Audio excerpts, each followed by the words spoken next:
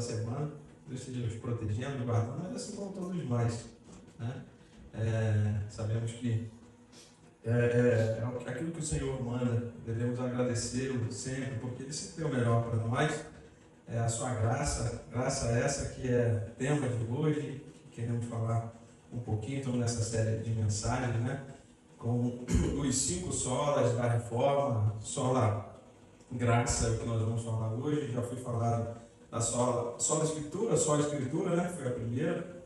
Sola fide foi falado na última, né? Na última eu não estava com os irmãos na igreja do Frade.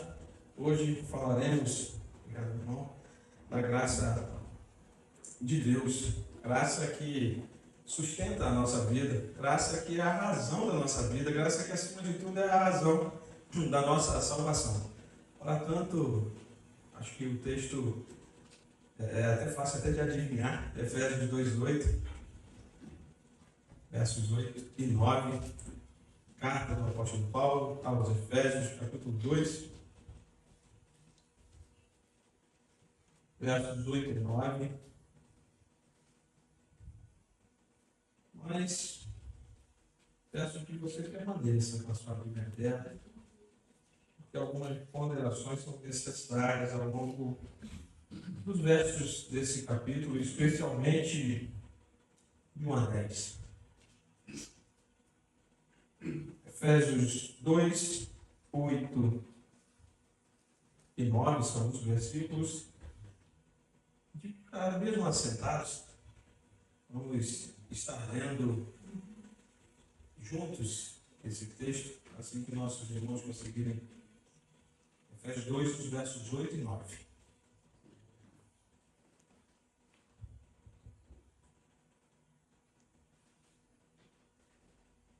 8 e verso 9, por favor. Vamos ler juntos, irmãos? Porque pela graça sois salvos mediante a fé, e isso não vem de vós, é dom de Deus, não de obras, para que ninguém se glorie. Louvado seja Deus, a sua santa palavra. Bom, hoje a analogia, dando sequência àquilo que é a nossa série. Na primeira eu estava aqui presente e o pastor trazia a ilustração de uma planta, aquilo que o arquiteto desenhou, e sempre que o projeto está sendo construído, o arquiteto, os responsáveis pela obra voltam-se para aquela planta, e a partir delas é um referencial da nossa vida. A Escritura Sagrada, portanto, essa é o que nós devemos recorrer todos os momentos da nossa vida, todas as manhãs, ao acordar. Ela é a nossa referência.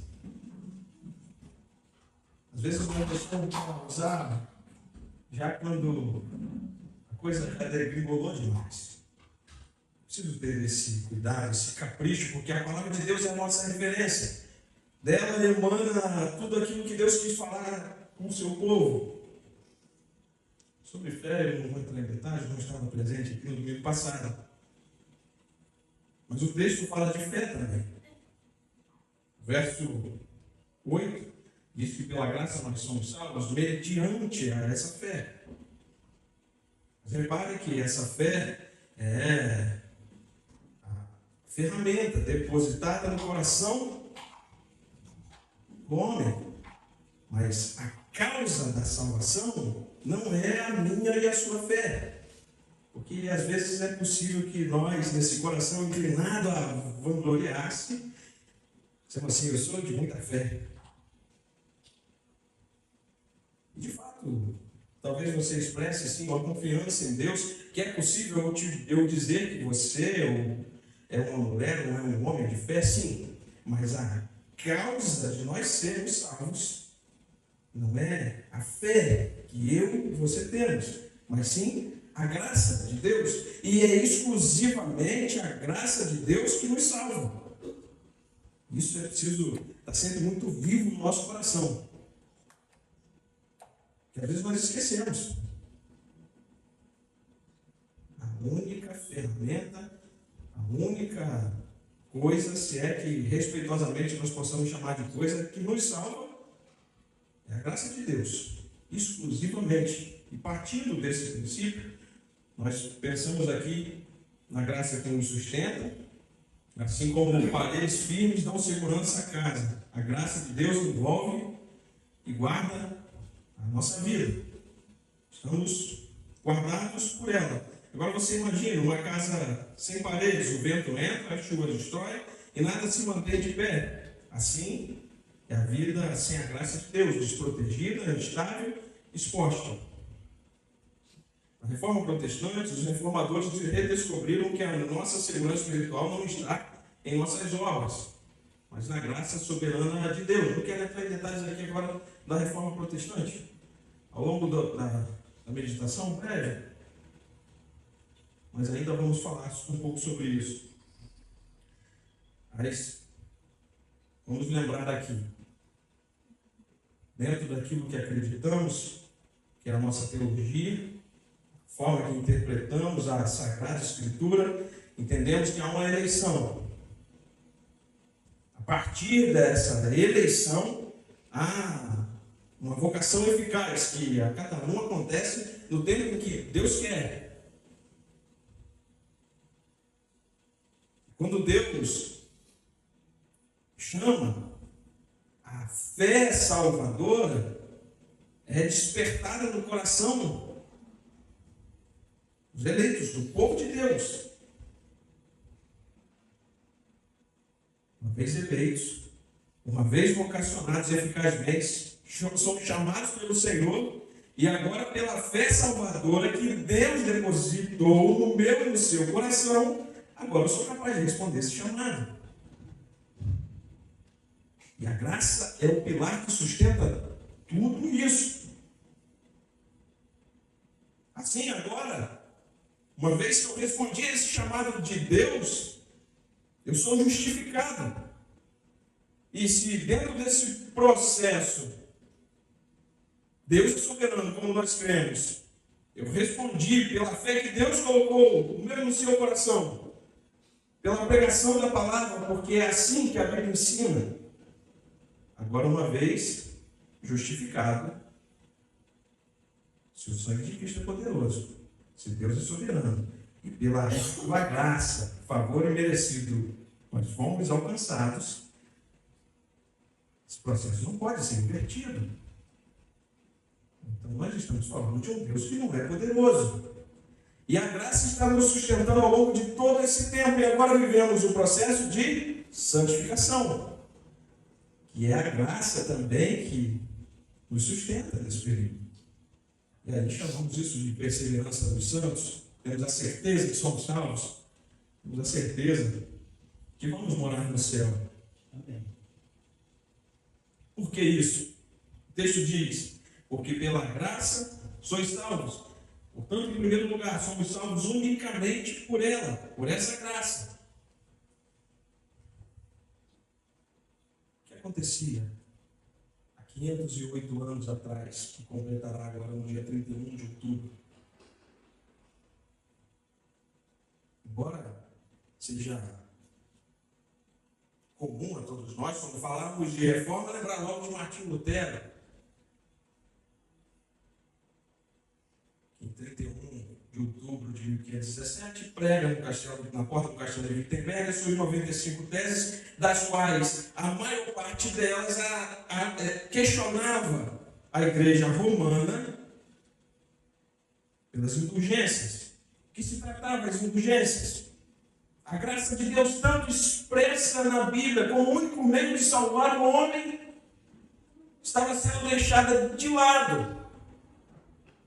E para se alcançar o favor de Deus, a igreja romana entendia que por sacrifícios, por penitências, por indulgências, se eu tenho um pedaço de terra, se eu tenho a possibilidade financeira, eu posso alcançar o favor de Deus. Para isso, a graça, que é um favor imerecido, precisava ser esquecida, precisava ser sucumbida.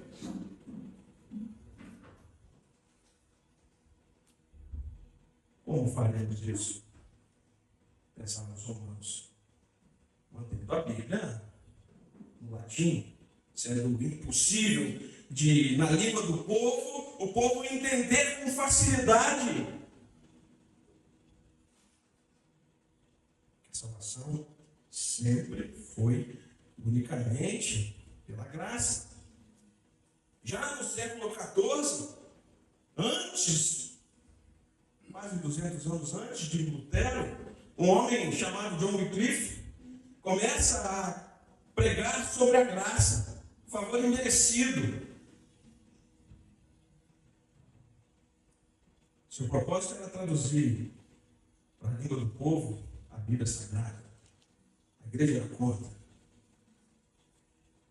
Esse homem foi tão audacioso, a autoridade que revestida por Deus na vida daquele homem fez ser notável no seu tempo. A igreja tinha tanta ira que cerca de 40 anos depois que ele morreu, seus ossos foram retirados do túmulo para serem queimados.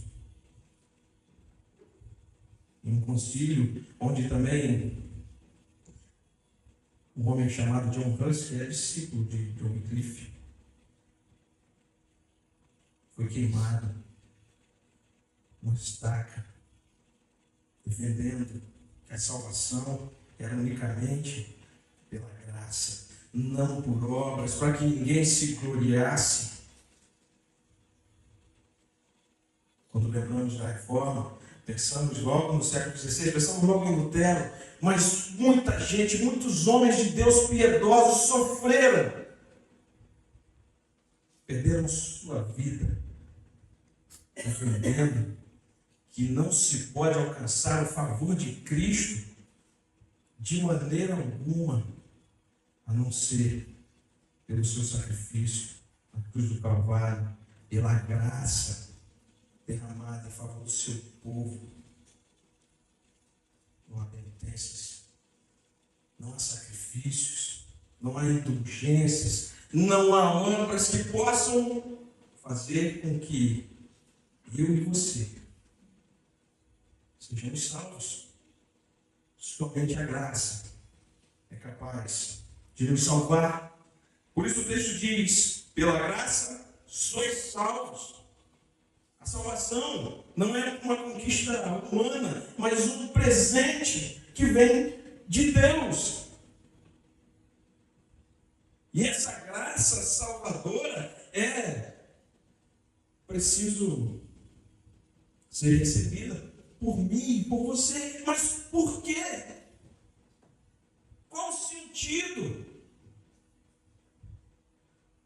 O texto que nós acabamos de ler completa, repare no começo, por quê? Esse porquê liga o contexto imediato. Paulo já no verso de primeiro diz: ele vos deu vida, estando vós mortos nos vossos delitos e pecados. Eu e você precisamos da graça de Deus porque nós estávamos mortos. Morto não tem capacidade de escolha. Ele está morto, inerte. Se o favor imerecido de Deus não alcançá-lo, jamais ele por si próprio pode ser salvo. E aqui é importante fazermos um parênteses e saber separar o que é graça. Aqui nós estamos nesse texto falando especificamente de graça salvífica, graça salvadora que Deus derrama a todo o povo eleito, aos seus eleitos. Mas Deus derrama também a sua graça comum, que é a toda a humanidade. Essa graça comum não salva o homem, mas lhe permite fazer até em certa medida coisas boas. É por isso que você vê ímpios fazendo, em alguns momentos, coisas boas. É pela graça de Deus que talvez você pegue um avião e em 3 horas você atinge o nordeste do país. garante que o inventor do avião foi um crente? É por essa graça comum que hoje temos instrumentos. Temos caixas de som. Quem garante que quem inventou, quem construiu, melhor dizendo, algum desses instrumentos é alguém crente? É a graça comum que permite o homem, mesmo o ímpio, ainda fazer coisas boas, mas a graça salvadora é derramada ao povo de Deus eleito. Esse povo morto, os seus delitos e pecados. Que o texto ainda segue dizendo, verso 2, os quais andaste outrora, segundo o curso deste mundo, segundo o príncipe da potestade do ar, do espírito que agora atua nos filhos da desobediência, entre os quais também todos nós andamos outrora, segundo as inclinações da nossa carne, fazendo a vontade da carne e dos pensamentos, e éramos por natureza filhos da ira, como também os demais. Portanto, o Senhor, pela sua graça, nos resgatou de um tremedal de lama, tirou lá daquele poço, onde fazíamos a vontade da carne, andávamos segundo os desígnios e as vontades do príncipe desse mundo caído, desse mundo perdido. Precisamos entender quem de fato nós somos. A herança que recebemos do homem caído, do primeiro Adão. Enquanto nós não entendemos que nosso coração é podre, sujo, imundo, nós também não conseguimos entender a majestade divina. Só assim nós entendemos que estamos de um lado da corda e Deus está de outro. E não há contato entre mim e Deus, porque o que nos separa é o pecado. E Deus não tem nenhum tipo de contato com o pecado. Por mim mesmo eu não consigo chegar até a ponta dessa corda. Não há uma sinergia na salvação, onde eu coopero um pouquinho e Deus faz mais um pouquinho de lá e no final nós nos encontramos. Não! O homem é morto nos seus delitos e pecados. Mas é um caminho de esperança. E o texto diz, verso 4, em uma conjunção aqui adversativa gloriosa, mas Deus, sendo rico em misericórdia, por causa do grande amor com que nos amou, e estando nós mortos nos nossos delitos, nos deu vida, juntamente com Cristo. Amém. Pela graça, sois salvos. Louvado seja Deus. Amém. Esse caminho que era impossível de trilharmos pelas nossas próprias pernas, agora se tornou um caminho de esperança.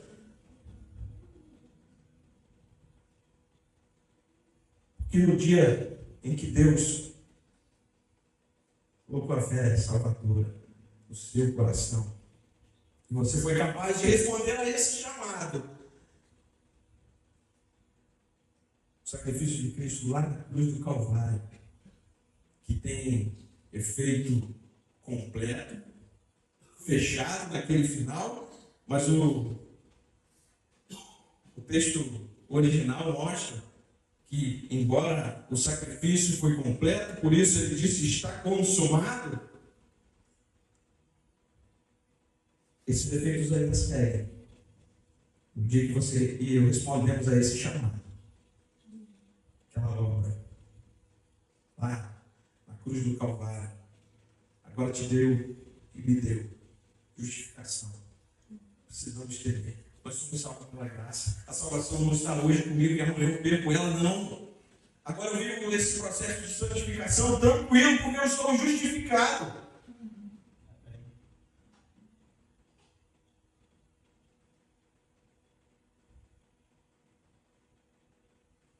Mas há algo interessante aqui. O verso 7 diz que Verso 6 diz: e juntamente com ele nos ressuscitou e nos fez assentar nos lugares celestiais em Cristo Jesus. Isso é magnífico. Mas o 7 diz que ele também nos prepara para mostrar nos séculos vindouros a suprema riqueza da sua graça em bondade para conosco, em Cristo Jesus.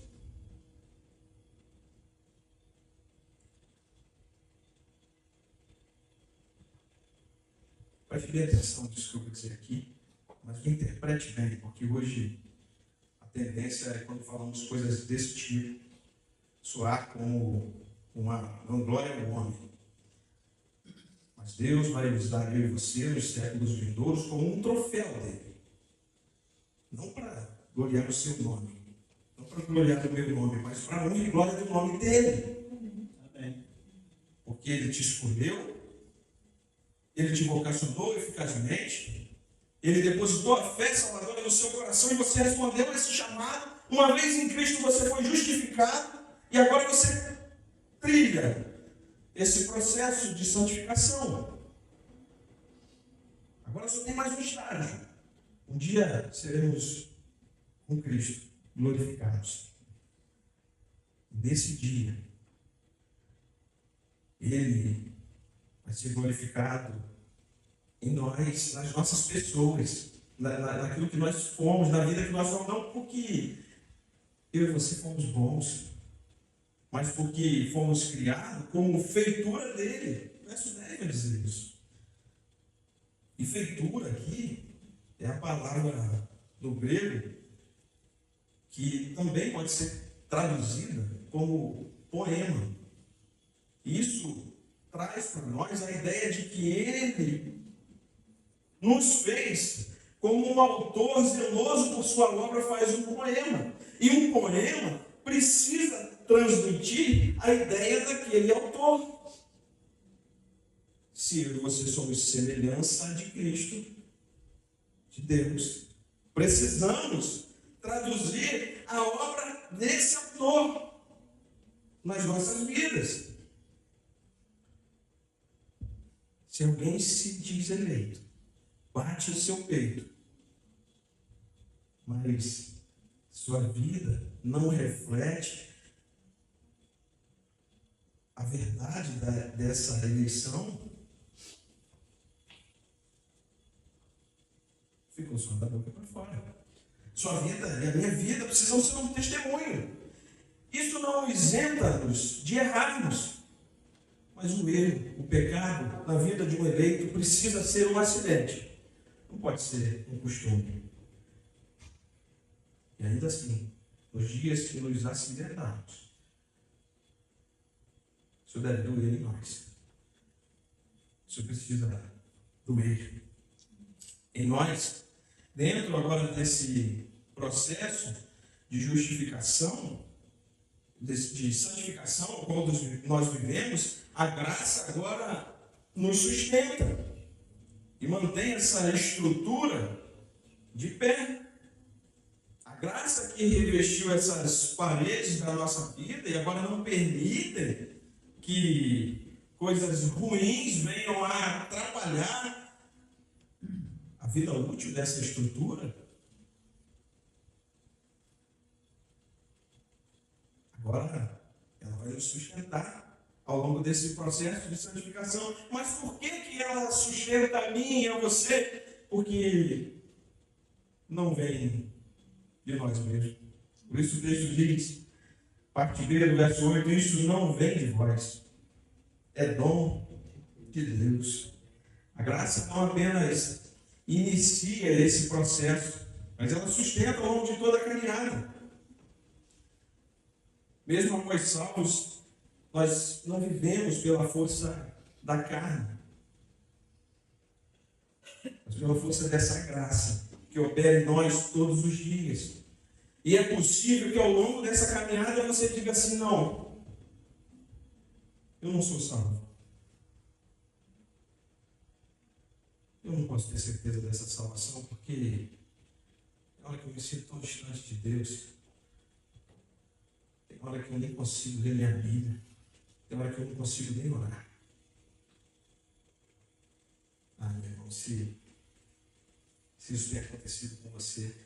Se você tem se sentido distante de Deus, saiba, você é um eleito, sim. Porque essa eleição, essa graça não é garantia que em todos os momentos nós vamos viver felizes, achando que somos salvos a qualquer preço, mas não. Dentro ainda desse corpo que carrega a herança do pecado, nos dias que nós falhamos, nós nos sentimos tão envergonhados diante de Deus e pensamos que a salvação escapou das nossas mãos.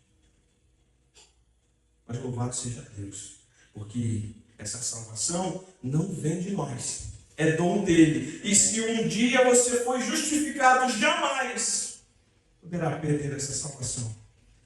E se você se sente triste, distante de Deus, saiba que você está no caminho certo, porque você está todo dia querendo buscá-lo. Triste é daquele que se vangloria por suas obras e acha que ele não precisa mais orar, que a Bíblia já virou um livro que ele conhece de capa a capa, e que pensa estar tão próximo de Deus, que o pecado já não faz mais nem cócegas.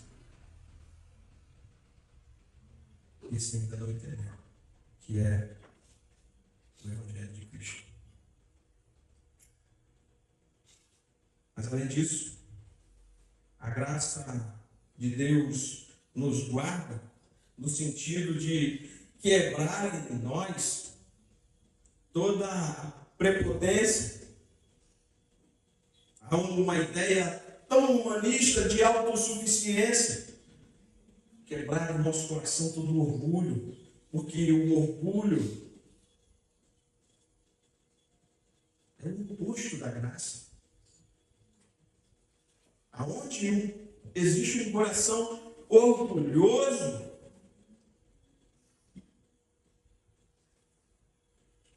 a graça não habita.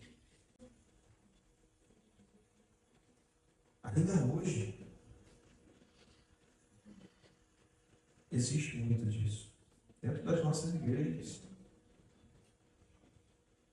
E se um dia um dos lemas da reforma foi uma igreja reformada que sempre se reformasse, jamais esses reformadores disseram isso pensando em uma fé self-service, onde nós nos renovamos sempre a fim de agradar homens. Mas essa reforma precisa acontecer de fato a cada geração. Mas uma reforma que recolete, que faça um resgate.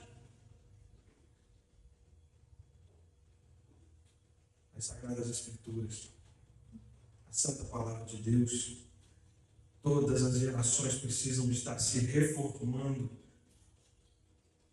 a cada dia que passa.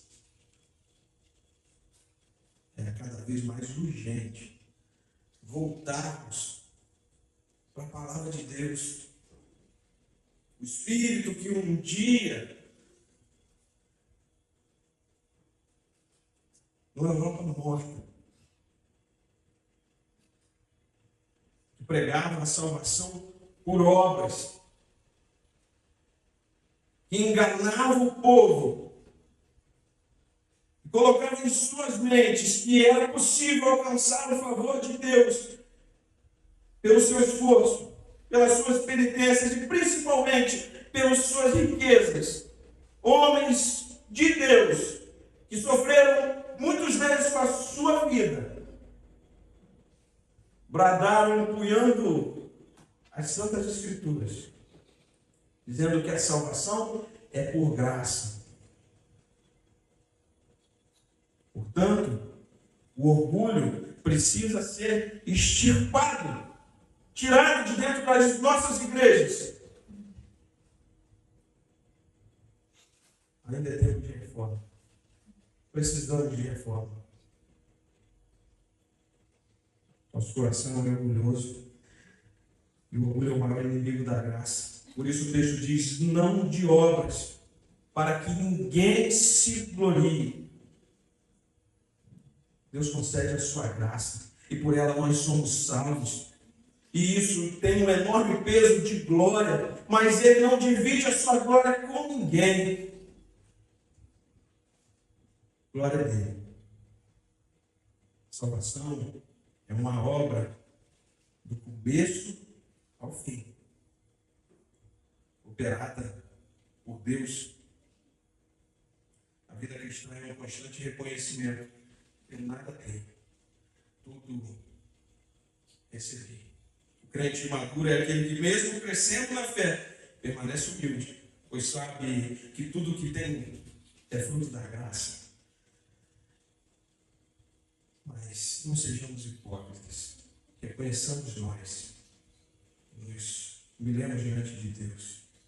A tendência do nosso coração é se vangloriar. A tendência do nosso coração é achar que é por nós. É pelo o muito fazer da nossa parte. Mas talvez, a partir dessa reflexão, você saia daqui entendendo que, então, se não é por obras, se eu sou salvo pela graça, como diz em Romanos, se aonde abundou o pecado, superabundou a graça. E Paulo já prevendo o que poderia acontecer no pensamento daquelas pessoas, pode acontecer também na nossa. Se aonde o pecado abundou, a graça superabundou, então faremos o quê? Pecaremos mais? Andaremos em diligência, esperando que o favor de Deus aumente ainda mais, porque pecamos mais? Paulo é retórico dizer de forma alguma. Como nós permaneceremos no pecado se um dia fomos resgatados por Cristo? Então não faz sentido. Ele que foi eleito, regenerado, justificado, e agora viver o processo de santificação. Viver uma vida bagunçada, que não agrada a Deus. Esse, então, não é um eleito. Por isso, o texto diz no verso 10, pois somos feitura dele, criados em Cristo Jesus para boas obras. Portanto, lembre-se sempre, você não foi salvo para cruzar os braços. Você não foi salvo para apenas esquentar no ponto da igreja, não. Se assim fosse, eu já tinha te levado. Afinal de contas, é a própria palavra dele que diz: bom mesmo é partir estar com Cristo, porque isso é incomparavelmente melhor. Se eu e você ainda permanecemos aqui, é o que ela trabalha fazendo. A missão é cumprir. Há eleitos do Senhor para serem alcançados pela sua santa palavra. Portanto, pregue.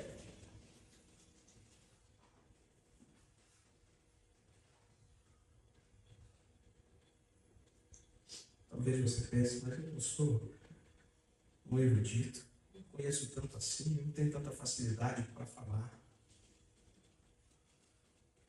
O Espírito Santo de Deus, que motivou aqueles homens há mais de 500 anos atrás,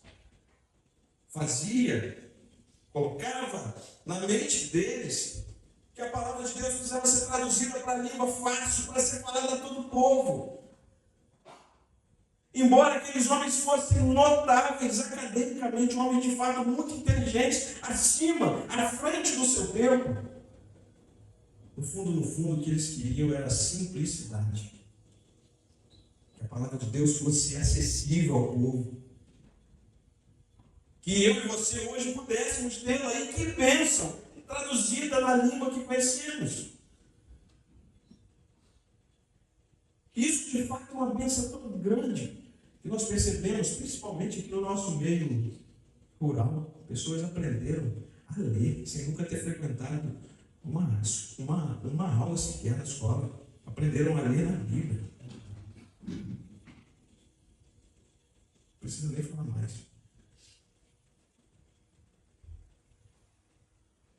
Portanto, pregue. Aquilo que Deus colocou no seu coração, pregue. Aquilo que é fruto do seu devocional, não guarde só para você. Fale do amor de Cristo. Amém. Lembre a todos o poço, a podridão que nos encontramos.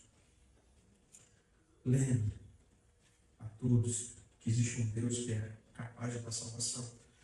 Lembre a todos que esse Deus dá salvação por meio da sua graça, por favor, de Cristo na cruz do Calvário. Não esqueça disso. Essa graça, tenha certeza, vai nos conduzir, vai nos proteger, porque as paredes dessa reforma, as paredes dessa graça foram suspensas em um alicerce que nada pode abalar. Você está protegido por ela, você está guardado por ela. E ainda que nessa semana, ainda que não vejamos o amanhã, essa graça haverá de nos colocar no lugar onde está preparado para mim e para você. Creia nisso. Não esqueça disso. Não deixe que as adversidades dessa vida venham perturbar seu coração. Você foi salvo pela graça e de forma nenhuma isso se perderá. Pai amado, nós te louvamos. Te agradecemos e te bendizemos. Ó Deus, louvado, engrandecido, para todos sempre seja o teu santo nome. Obrigado, Pai. Tantos agradecimentos não seriam possíveis de reconhecer a grandeza do seu amor. Ó Pai, no texto em que lemos, ó Deus, percebemos o grau de insignificância que somos, o local de escuridão onde nos encontrávamos, ó Deus. Muito mais, ó Pai, do que uma escuridão. Nós estávamos mortos dos nossos delitos e pecados, ó Pai. E a nossa vida, ó Pai, só convergia a fazer os prazeres da carne, a ser literalmente servos de Satanás. Nossa. Mas pela tua misericórdia, pelo teu grande amor, pelo teu favor, nos resgataste, ó Deus. Ó Deus, um dia tu abriste os olhos espirituais, ó Pai, de cada um de nós. E assim, ó Pai, nos permitiu olhar para o sacrifício de Cristo e entender, ó Pai, que só por Ele temos acesso ao Senhor. E isso, ó Deus, chamamos de graça. Pela graça somos salvos. Louvado seja o Senhor, porque isso não vem de nós, mas vem de Ti. Porque se a salvação dependesse de nós, nem que fosse 1%, certamente perderíamos. Louvado seja o Senhor, porque a salvação é Tua, é obra Tua. Ó Deus, que Tu começas e finalizas em nossa vida. Não dá para ter certeza, ó Pai, de cada coração aqui, qual processo está vivendo. Clamamos em Teu nome que todos aqui presentes vivamos o processo de santificação. Mas se assim não for, ó Deus, quebra, Pai. Dilacera o coração orgulhoso. Mostra, ó Deus, a Tua misericórdia. Clamamos em Teu nome, Pai, para que a nossa oração seja ouvida pelo Senhor.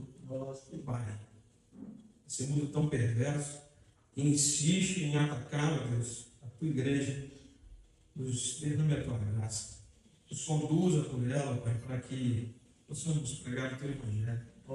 Tantos eleitos ainda precisam ser alcançados, e é pelo ouvir, ó Pai, da Tua palavra. O Teu favor é dispensado na vida do pecador. Pai, Nos ajuda, Pai. Ser instrumentos para o teu louvor. Nos direcione, Pai, com a tua graça, Pai, nos conduza a ser servos cada dia mais empenhados na tua obra. E assim, ó Deus, que o Senhor, somente o Senhor, seja glorificado.